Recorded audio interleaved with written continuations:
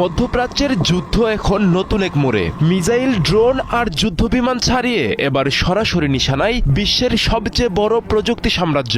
Apple, Google, Microsoft, Tesla সহ 18টি কোম্পানির স্থাপনায় হামলার হুঁশিয়ারি দিয়েছে আইআরজিসি। যে প্রযুক্তি এতদিন যুদ্ধ চালাতে সাহায্য করেছে, আজ সেই প্রযুক্তি হয়ে উঠছে যুদ্ধক্ষেত্র।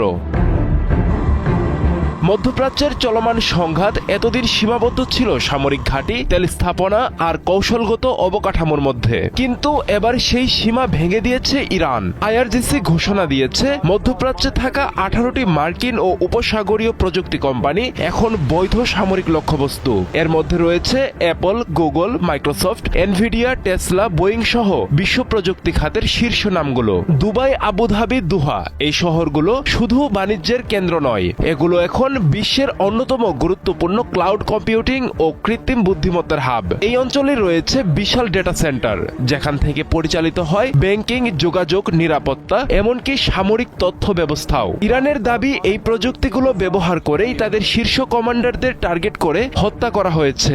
এই কোম্পানিগুলো আর নিরপেক্ষ নয়, বরং তারা গোপন যুদ্ধে অংশ নেয়া প্রযুক্তি শক্তি।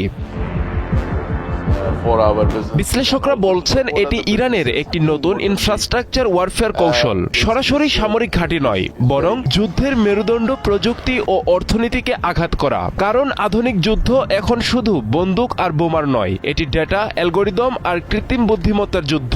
কোম্পানিগুলোর কর্মীদের কর্মস্থল ছাড়ার নির্দেশ দিয়েছে আইআরজিসি। টার্গেট স্থাপনার আশপাশের বাসিন্দাদেরও সরে যেতে বলা হয়েছে। এর ফলে পুরো উপসাগরীয় অঞ্চলে তৈরি হয়েছে আতঙ্ক। ইরানের দৃষ্টিতে এটি প্রতিরোধের একটি নতুন কৌশল। তাদের দাবি, যখন প্রযুক্তি ব্যবহার করে গোপনে হামলা চালানো হয়, তখন সেই প্রযুক্তি অবকাঠামো বৈধ লক্ষ্যবস্তু। এভাবে ইরান বোঝাতে চাচ্ছে যুদ্ধের নিয়ম বদলে গেছে এবং সেই নতুন নিয়মে তারা প্রস্তুত।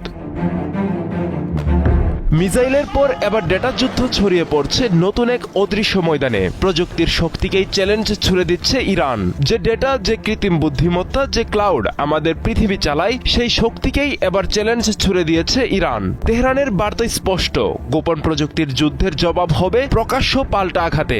এটি শুধু হুমকি নয়, বরং নতুন এক যুদ্ধনীতির ঘোষণা। আব্দুল্লাহ আল মারুফ, ৭১।